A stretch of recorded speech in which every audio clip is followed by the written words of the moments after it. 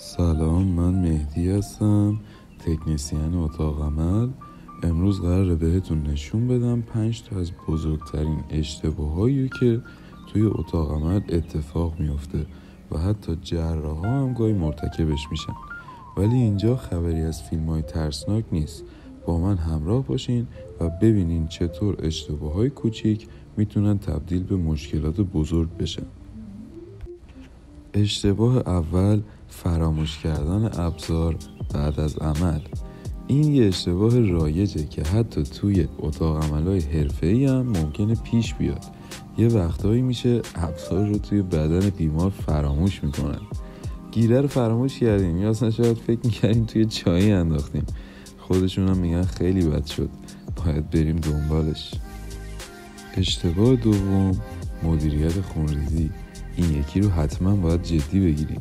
اگه تیم جراحی نتونه خونریزی رو به خوبی کنترل کنه، ممکنه عمل قطع بشه. تو اتاق عمل یه جورایی داریم با خون یه مسابقه میزنیم که کی بیشتر میریزه، ولی به طور جدی این اشتباه میتونه به مشکلات بزرگی تبدیل بشه. اشتباه سوم، عدم هماهنگی تیم جراحی. وقتی جراحا و تکنسین‌ها با هم هماهنگ نباشن، خیلی چیزا ممکنه اشتباه بشه. یه وقتایی یه نفر میگه چی شد و بقیه میگن من که منتظر بودم تو بگی.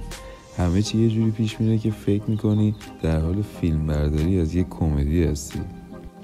اشتباه چهارم، انتخاب اشتباه دوز بیهوشی.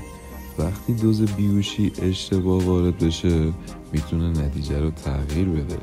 مثلا بیمار ممکنه توی خواب راهش رو پیدا کنه و بیاد توی این دنیا، یا اینکه اصلا بیدار نشه و یه کمدی از دنیای دیگه شروع بشه.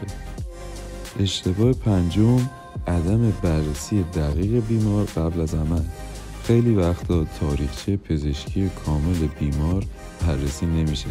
وقتی تیم جراحی متوجه میشه، میگن بیمار قبلا مشکل قلبی داشته. شما بگین چطور میتونی اینو فراموش کنی؟ خب این بود 5 تا از اشتباهات رایج تو اتاق عمل. اگه دوست داشتین بیشتر از پشت صحنه جراحی و اشتباه پزشکی بدونین، حتما کانال رو سابسکرایب کنین و ویدیو رو لایک کنین تا دفعه بعد موفق و سلامت باشین.